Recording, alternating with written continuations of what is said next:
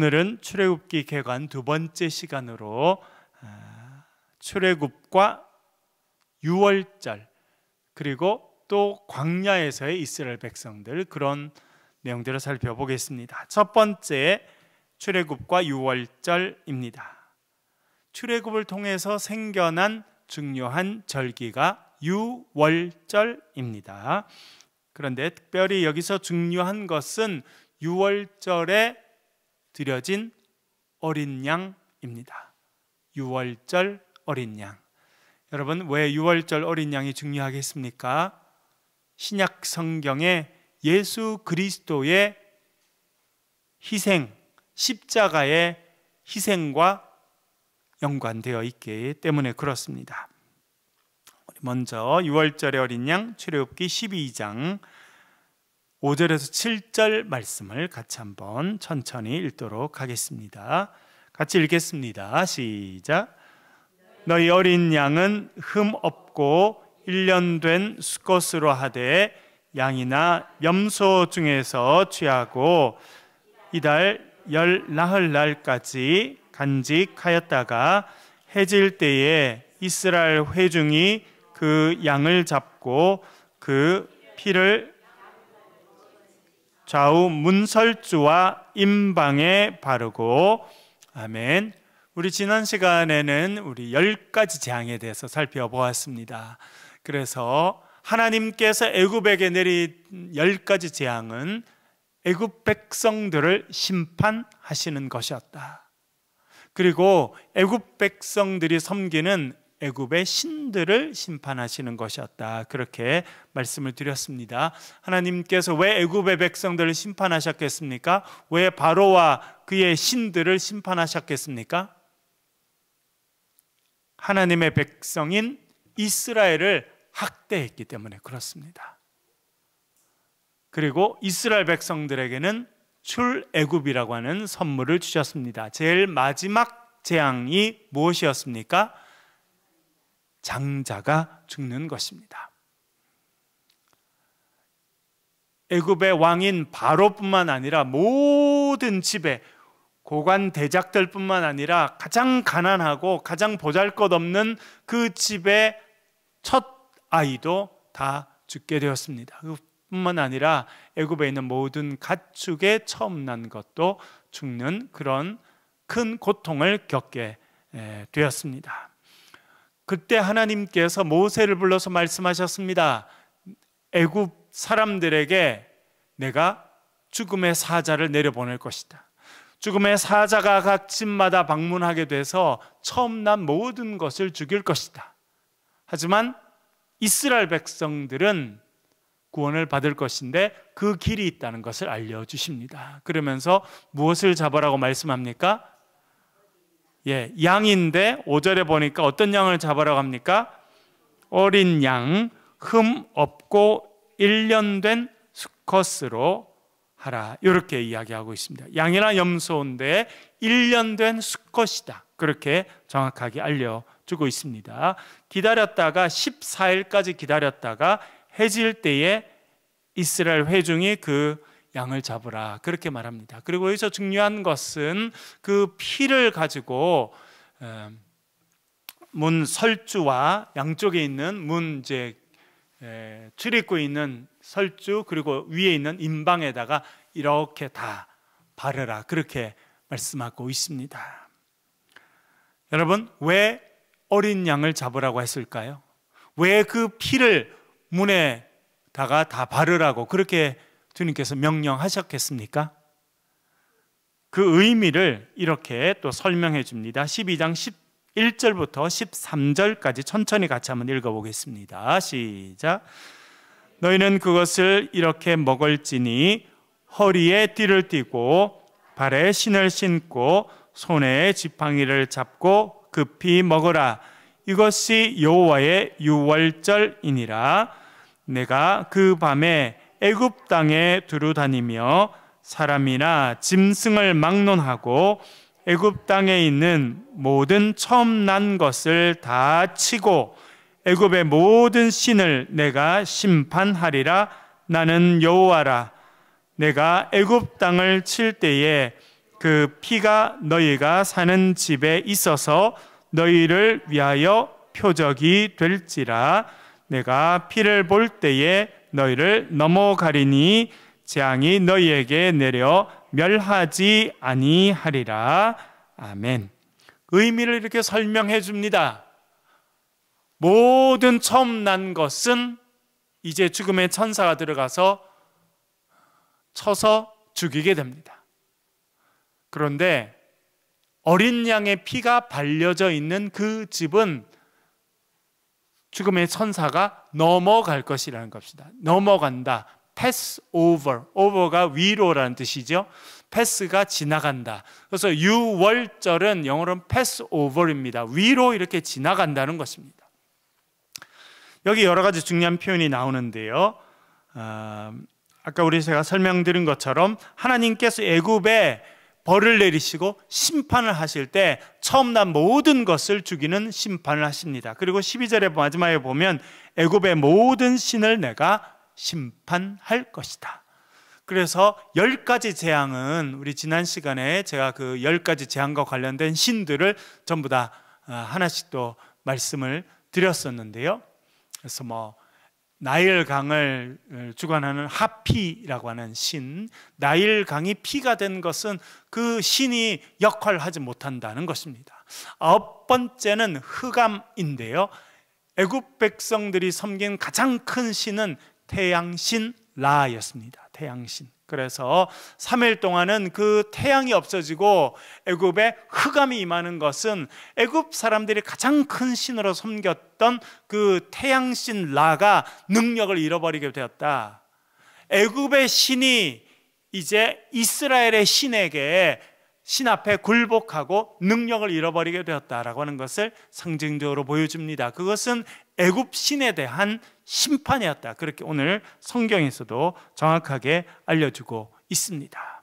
그러니까 10가지 재앙은 하나님께서 애굽 사람들과 애굽의 신들에게 내린 심판이었습니다. 그런데 여러분, 4번째 심판, 파리 혹은 풍뎅이라고 번역될 수 있는 이 4번째 심판부터는 고센 땅은 구별되었습니다.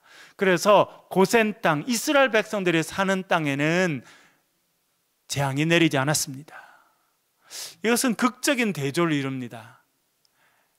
바로를 왕으로 섬기는 바로의 백성들, 애굽의 백성들은 심판을 받게 됩니다. 그러나 하나님을 섬기는 하나님의 백성들은 구별되어서 심판받지 않는다고 하는 것을 상징적으로 말해주고 있습니다. 이것의 가장 큰 정점이 10번째 장자 죽음입니다. 그래서 여러분, 성경 읽으니까 하나님께서 이렇게 말씀하시죠. 처음에는 이제 모세와 아론이 찾아가서 바로에게 우리 제발 우리를 좀 보내주십시오. 뭐 하려고? 네, 우리가 광야에 가서 우리 하나님을 예배하고 섬기고 우리 하나님께 예배 드리려고 합니다. 안 돼. 그렇게 이야기하지 않습니까? 그런데 하나님께서 10번째 재앙을 내리시기 전에는 뭐라 말씀하십니까? 10번째 재앙이 내려지면 애굽 사람들이 어떻게 할 거라고요? 이스라엘 사람들을 쫓아낼 거다. 그렇죠? 너희들이 있어서 우리가 이제 다 죽게 생겼으니 너희들 나가라. 이제는 이스라엘 백성들을 쫓아낼 것이다. 그 정도의 엄청난 충격을 받게 될 것이다 라고 말씀을 하셨는데, 이제 10번째 재앙에 그런 일들이 실제로 있게 됩니다. 그래서 애굽 땅은 바로 왕부터 모든 집에 사람의 처음 난 것, 짐승의 처음 난 것이 다 죽게 됩니다. 그래서 모든 집이 다 통곡하고 애곡하고 슬픔에 잠기게 됩니다. 그러나 그때 이스라엘 백성들, 하나님을 섬기는 이스라엘 백성들에게는 특별한 은혜가 임하게 됩니다. 여기서 어린 양이 등장하게 되었는데요. 여러분, 13절에 보니까 내가 애굽 땅을 칠 때에 그 피가 너희 사는 집에 있어서 너희를 위하여 뭐가 될 것이다? 표적이 될 것이다. 영어로 말하면 sign입니다. sign. 어떤 사인입니까? 문에다가 어린 양의 피를 발랐습니다. 그 피가 사인이라는 거죠. 요즘에 우리도 사인이란 말을 쓰지 않습니까, 여러분? 예를 들어 우리가 운전할 때 신호등도 사인입니다. 그리고 우리 교회 여기 보면 이제 새창조교회라고 써놓은 것도 다 사인이죠. 우리 집에 옛날에 뭐 지금 아파트라 그렇지 않습니다. 옛날에 이제 단독주택이 있을 때는 단독주택 들어가는 대문에 뭐가 있었어요? 문패가 있어가지고 누구누구네 집, 누구누구 집 이렇게 써놓은 것이 있었습니다. 그게 다 사인입니다. 사인.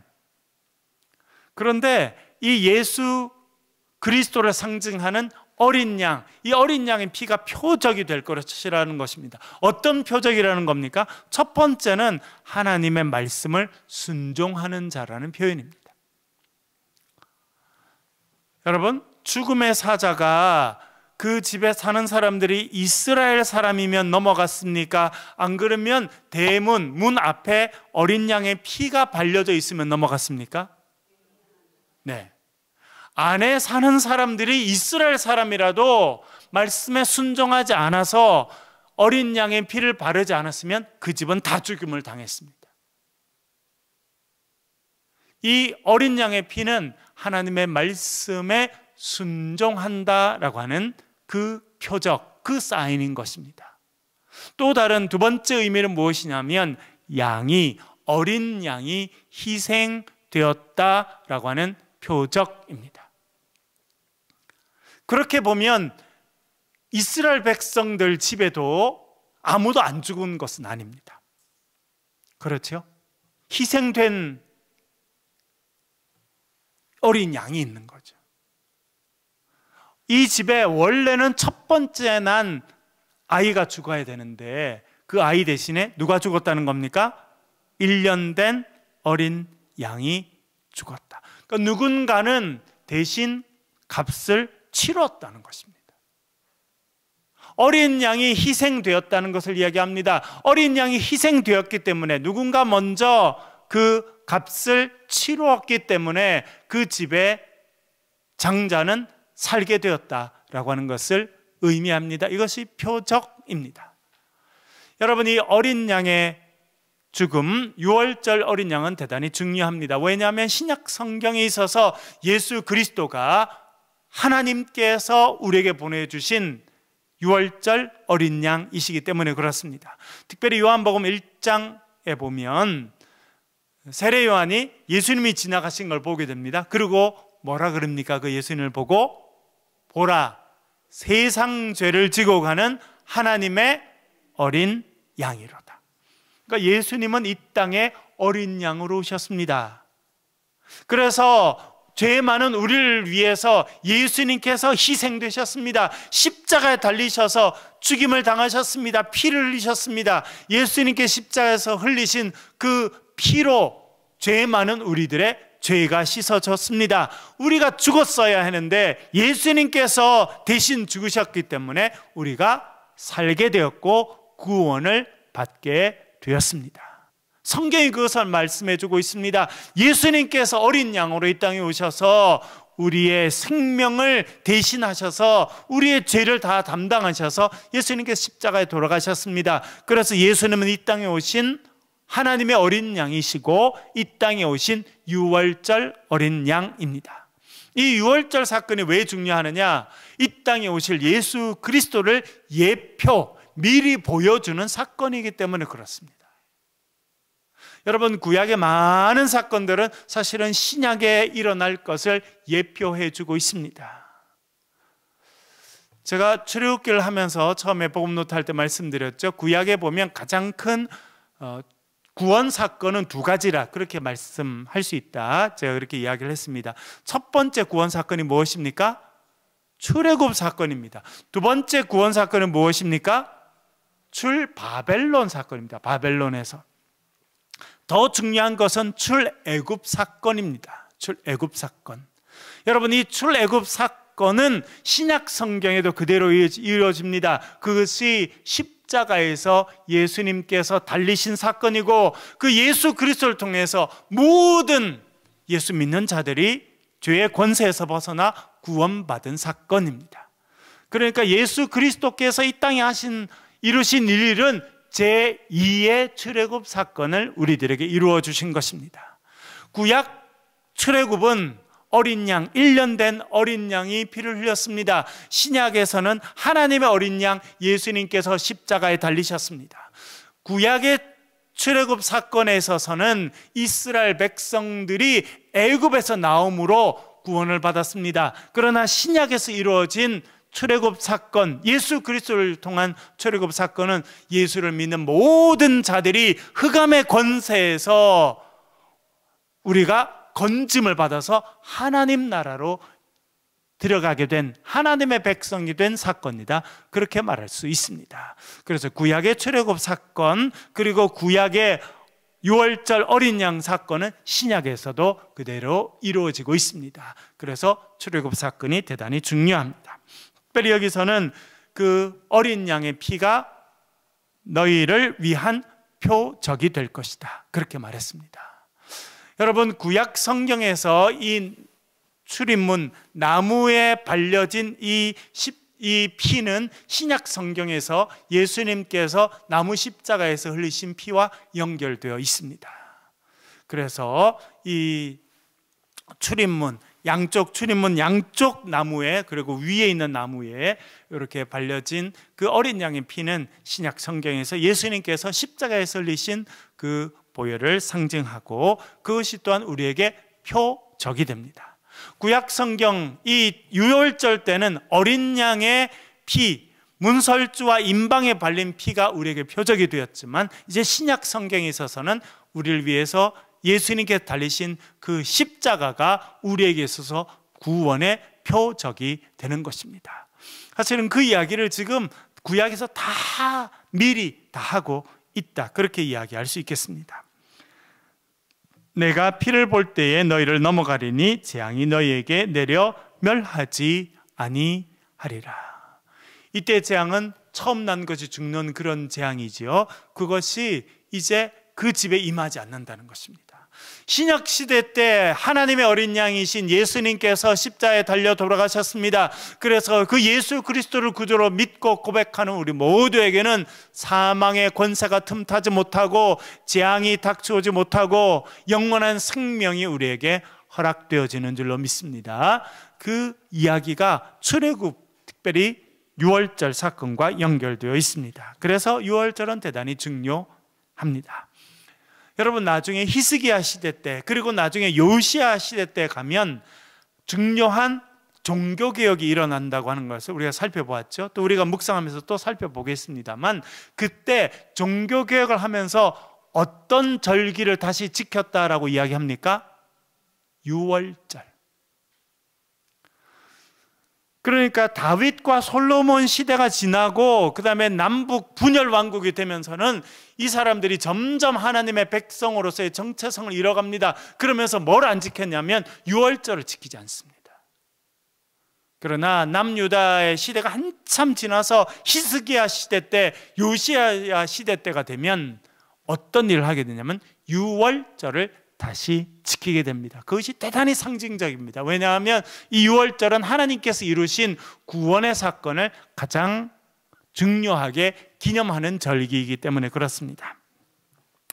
유대인의 3대 명절이 있습니다. 첫 번째는 유월절입니다. 어린 양의 피와 출애굽을 기념하는 절기. 이 유월절이 가장 중요합니다. 그래서 모든 게 유월절이 기준입니다. 이 유월절 지나고 첫 안식일 지난 후에 50일이 되면 그를 77절, 사실은 77 하면 49죠, 49. 그러나 77, 49나 50이나 비슷하게 이렇게 생각하게 되는데, 그래서 두 번째 절기는 77절. 그리고 이때가 이제 보리를 추수해서 감사하는 절기이기 때문에 맥추절이라고 하고, 오순절 50이라는 것이지 않습니까? 그래서 이 유월절이 지나고 첫 안식일 후에 50일째가 되는 날을, 그날을 또 오순절이라고 부릅니다. 그래서 이 날은 77절, 또 맥추절, 오순절 이렇게 부르는데 다 똑같은 이야기입니다. 여러분, 우리도 추석을 뭐라 부릅니까? 또 다른 말로? 옛날에는 뭐라 불렀습니까? 한가위라도 부르고, 또요? 중추절, 이렇게. 그러니까 우리나라도 추석이란 말이 여러 가지가 있잖아요, 사실은. 그래서 예전에는 뭐 중추절이기도 하기도 하고 한가위, 한가위만 같아라, 이렇게 너무 그때가 좋으니까 그렇게 이야기했던 것처럼 요 이름도 여러 가지 있는데, 기준이 유월절이라는 것입니다. 유월절 후에 안식일 지나고 50일이 되면 오순절이 됩니다. 여러분, 오순절은 신약 성경에도 중요하죠. 오순절에 무슨 일이 있었습니까? 성령 강림 사건이 이 오순절에 있었습니다. 왜냐하면 그날이 유대 전통에 있어서도 대단히 중요한 절기 중에 하나였기 때문에 그렇습니다. 그리고 그 다음에 나오는 세 번째 중요한 절기는 초막절입니다. 초막절. 초막절은 이스라엘 백성들이 초막에 사는 겁니다. 제가 보니까 이스라엘에 유학하고 거기 살고 있는 분들도 보니까 이스라엘 백성들 중에 지금도 이렇게 하는 사람이 있다는 거예요. 뭐 그렇다고 광야에 가서 사는 건 아니고, 아파트 말고 개인 주택에 있는 사람들은 뒷마당이 있지 않습니까? 뒷마당. 그러면 거기다가 이렇게 나무를 세우고 텐트를 쳐놓고 거기서 밥도 먹고, 심지어 어떤 사람은 거기가 침낭 같은 거 갖고 와서 거기서 자는 사람도 있답니다. 요 초막절을 지낼 때. 그러니까 이 절기를 여전히 중요하게 지키는 거죠. 초막절은 무엇이냐면, 우리가 출애굽해서 광야에 살 때 하나님께서 우리를 먹이시고 입히시고 하나님께서 우리를 인도하셨지. 그래서 그것을 기억하자. 그래서 초막을 짓고 밖에 나가서 살면서 누룩이 들어가지 않는 그 빵을 먹는 것이 초막절입니다. 그래서 유대 3대 절기는 유월절, 칠칠절, 초막절인데 전부 다 기준이 유월절이라는 것입니다. 왜? 유월절이 가장 중요한 사건이고 가장 중요한 절기이기 때문에 그렇습니다. 그것은 지금 이스라엘도 마찬가지입니다. 두 번째, 광야에서의 이스라엘 부분을 살펴보도록 하겠습니다. 첫 번째는 불기둥과 구름 기둥입니다. 출애굽기 13장 21절 22절 같이 읽겠습니다. 시작. 여호와께서 그들 앞에서 가시며 낮에는 구름 기둥으로 그들의 길을 인도하시고 밤에는 불기둥을 그들에게 비추사 낮이나 밤이나 진행하게 하시니 낮에는 구름 기둥 밤에는 불기둥이 백성 앞에서 떠나지 아니하니라. 아멘. 그들이 애굽에서 몇 년 있었다고 성경이 말합니까? 몇 년 동안 종살이 했다는 겁니까? 430년. 여러분, 43년, 우리나라가 지금 일제 36년 하고도 얼마나 충격이 큰지 아직도 그 여파가 있습니다. 근데 430년이면 정말 민족의 정체성을 잃어버릴 만큼 긴 시간입니다. 그 백성들이 이제 광야로 나오게 됐습니다. 뭘 잘 못했겠습니까? 어디로 가야 되는지 몰랐습니다. 광야는, 여러분, 저도 광야에 몇 번 가본 적이 있습니다. 이스라엘 가보고 또 뭐 애굽에서 이렇게 가는 길 뭐 갔는데요, 정말 길이 없습니다. 저희들이 또 LA에 살면서 LA에서 조금만 벗어나서 내륙으로 들어가면 거기가 다 사막이고 광야고 그렇거든요. 거기도 가면 뭘 써놨냐면 이 주유소가 있잖아요. 주유소가 있으면 그 앞에 써 있습니다. 이 주유소 끝마치면 100km 다음에 주유소가 있다. 반드시 써놓습니다. 왜? 그 사이에 아무것도 없습니다. 그러니까 기름을 안 넣고 충분히 있으면 괜찮은데 기름이 떨어져 가는데 하면 여기서 넣으라는 겁니다. 왜? 이 다음에 주유소는 100km, 150km 가야 나온다. 이렇게 써놔요. 여러분, 우리나라는 뭐 고속도로 가면 뭐 30km, 40km면 그 휴게소도 나오고 주유소도 나옵니다만, 그게 미국도 LA에서 조금 내륙으로 들어가면 광야, 사막이기 때문에 아무도 안 살아요. 그러니까 그냥 뭐 다 사막이고 길만 이렇게 쭉 뚫려져 있습니다. 정말 그 주유소에 가서 기름을 넣고 또 물도 사고 그렇게 해야 생존할 수 있는 그런 데가 너무나 많습니다. 이스라엘 백성들, 지금은 뭐 도로라도 있습니다만 도로도 없고 이정표도 없고 어디로 가야 될지 아무도 모릅니다. 그랬더니 하나님께서 그들을 인도하십니다. 뭐라고 써놨습니까? 21절 제일 앞부분에 보면 여호와께서 그들 앞에서 가시며, 여러분, 하나님은 어떤 분이시라는 겁니까? 우리 앞에 가시는 분이시다. 여러분, 하나님께서 여러분 인생의 앞길을 걸어가셔서 여러분의 인생을 인도해 주신 은혜가 있기를 주의 이름으로 간절히 축원합니다. 그래서 불기둥, 구름기둥은 뭐의 상징이냐? 하나님께서 우리 앞길을 이끌어 가신다는 거예요. 가야 될 방향을 보여주는 것입니다. 여러분, 우리 인생의 광야와 같습니다. 어디로 가야 될지 알지 못해요. 여러분, 자녀들 보면서 어떤 생각이 듭니까? 우리도 이렇게 인생을 살아왔는데 우리 아이들이 앞으로 인생을 어떻게 살아갈까 고민이 되지 않습니까? 그렇기 때문에 우리가 더 기도하는 겁니다. 하나님, 불기둥과 구름기둥으로 이스라엘 인도하셨는데 하나님, 우리 자녀들 인생 가운데 불기둥과 구름기둥을 보여주시옵소서. 여러분, 기도하실 수 있기를 바랍니다. 낮에는 구름기둥, 밤에는 불기둥입니다. 낮에는 왜 구름기둥입니까?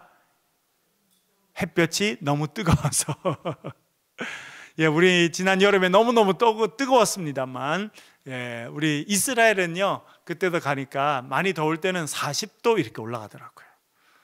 그러니까 햇볕을 좀 가려줘야 시원합니다. 그래서 구름기둥으로 뜨거운 태양을 가려주시고, 밤에는 또 엄청 춥습니다. 그게 광야의 특징이에요. 나무가 많고 이렇게 산이 있고 하면요, 기온차가 그렇게 많이 안 납니다.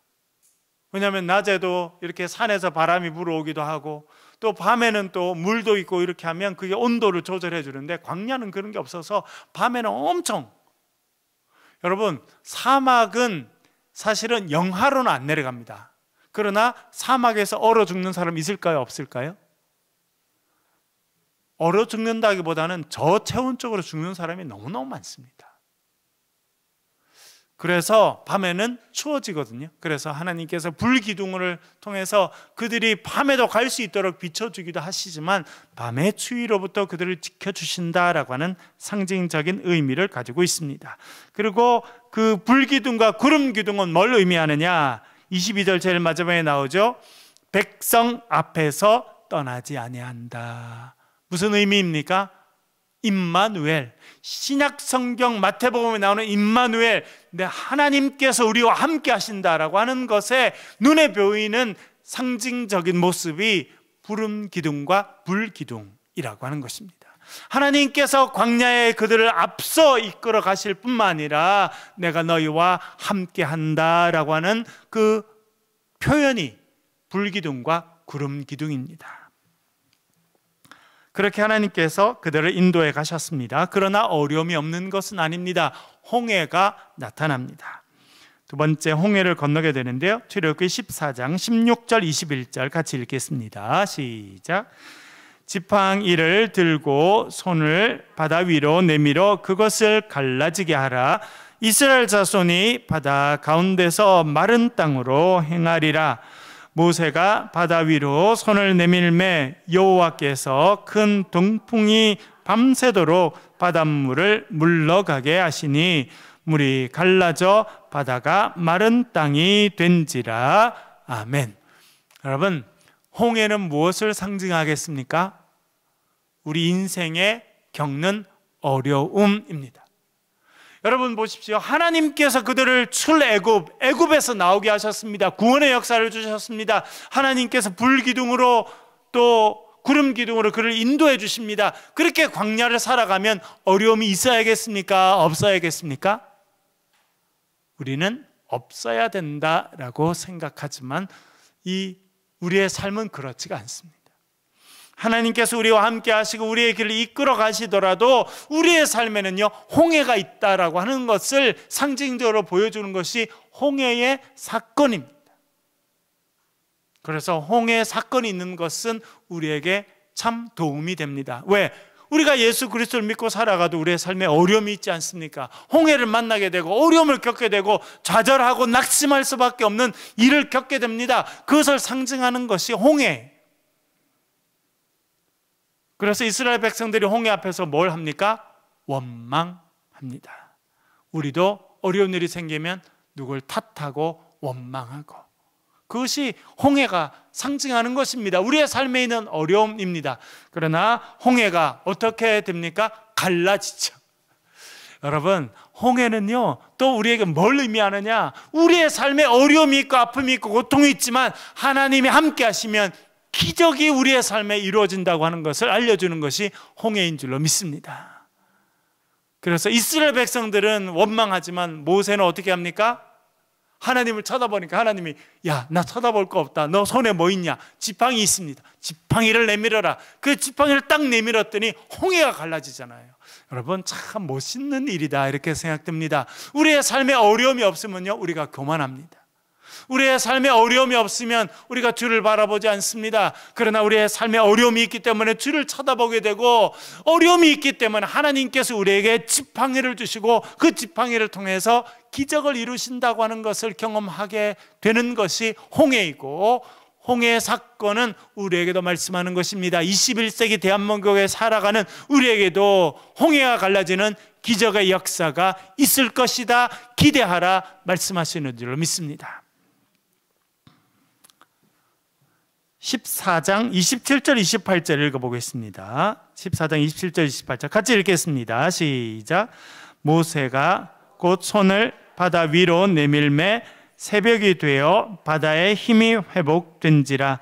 애굽 사람들이 물을 거슬러 도망하나 여호와께서 애굽 사람들을 바다 가운데 엎으시니 물이 다시 흘러 병거들과 기병들을 덮되 그들의 뒤를 따라 바다에 들어간 바로의 군대를 다 덮으니 하나도 남지 아니하였더라. 아멘.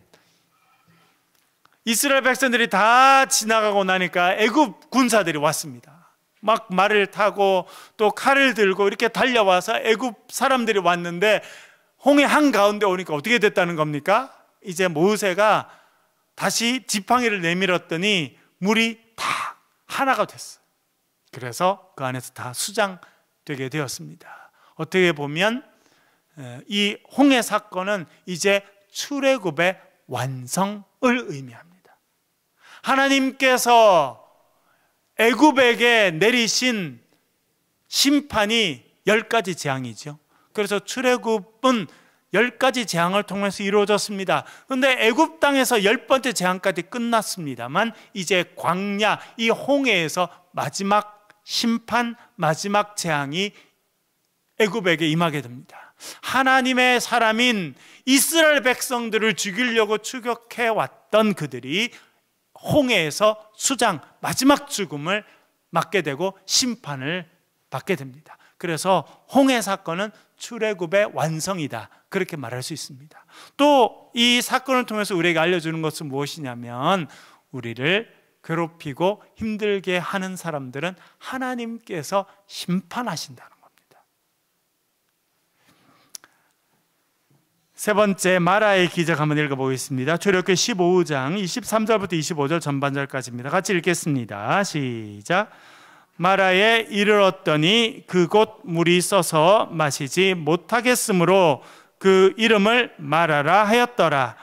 백성이 모세에게 원망하여 이르되 우리가 무엇을 마실까 하매 모세가 여호와께 부르짖었더니 여호와께서 그에게 한 나무를 가리키시니 그가 물에 던지니 물이 달게 되었더라.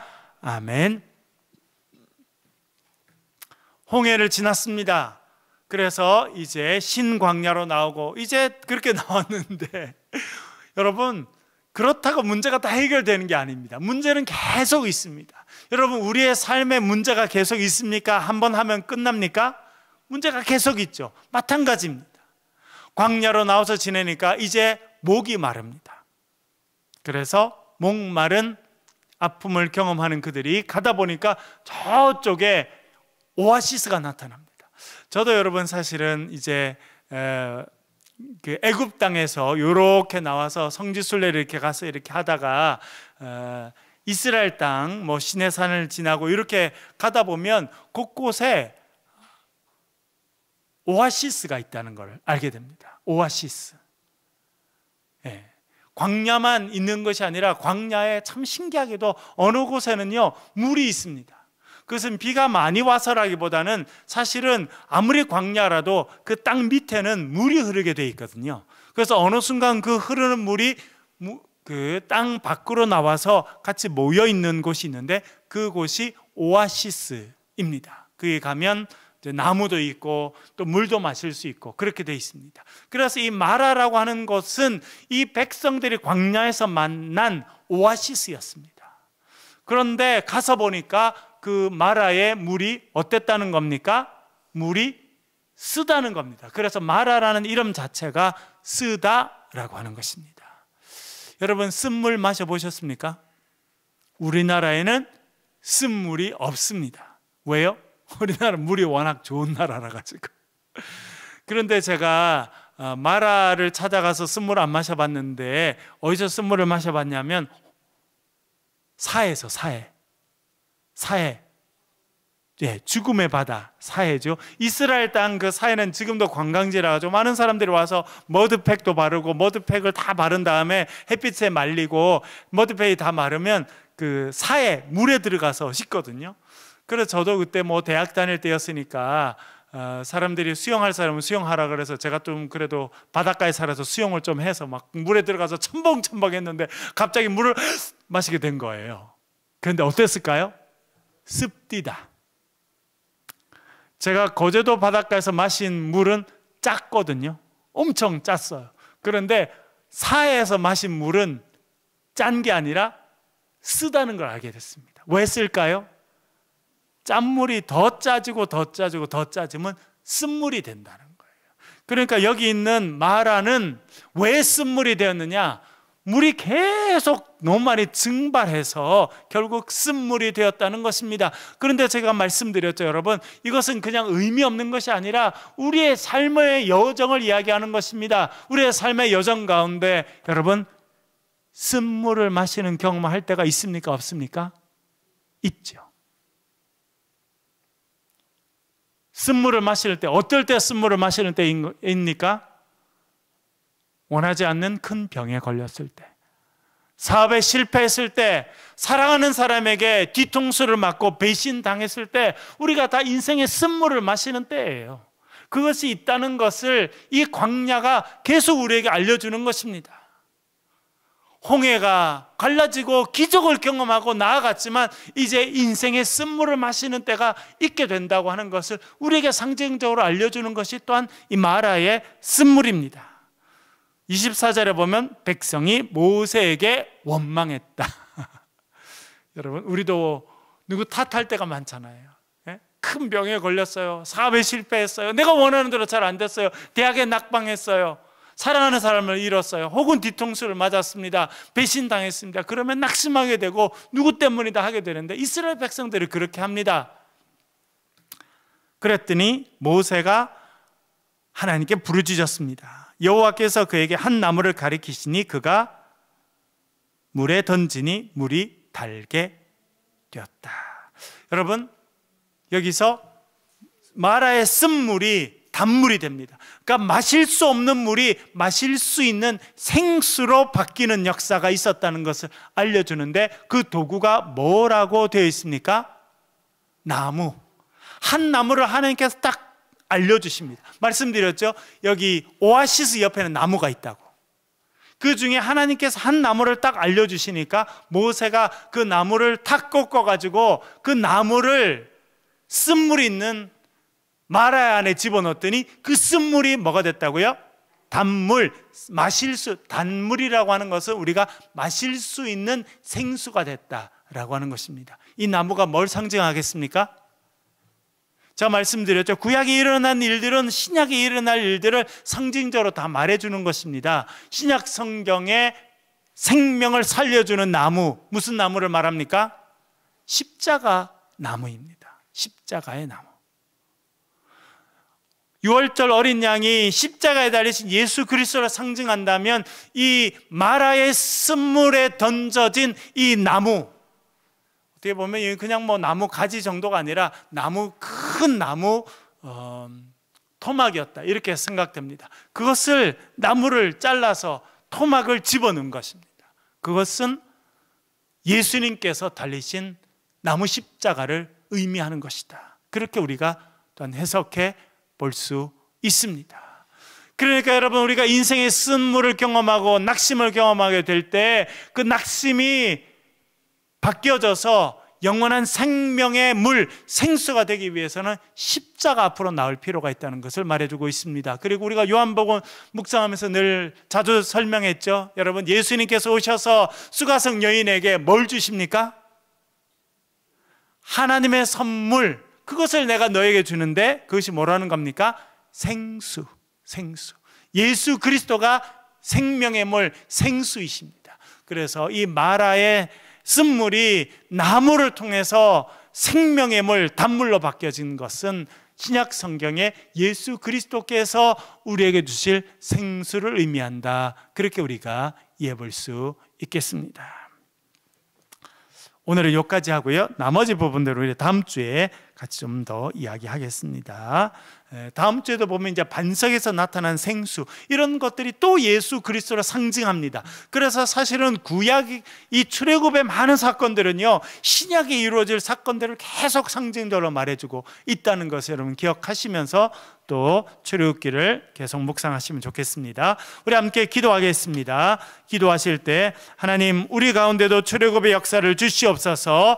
우리가 십자가에 달리신 어린 양이신 예수 그리스도를 통해서 생명의 구원을 받았습니다. 우리가 그 주님을 날마다 의지하며 살아갈 수 있는 인생이 되게 도와주시옵소서. 우리 인생의 쓴물, 마라와 같은 인생의 쓴물이 예수 그리스도의 십자가를 통해서 단물로 바뀌어지고 생수로 바뀌어지는 역사가 있도록 도와주시옵소서. 기도해 주시길 바랍니다.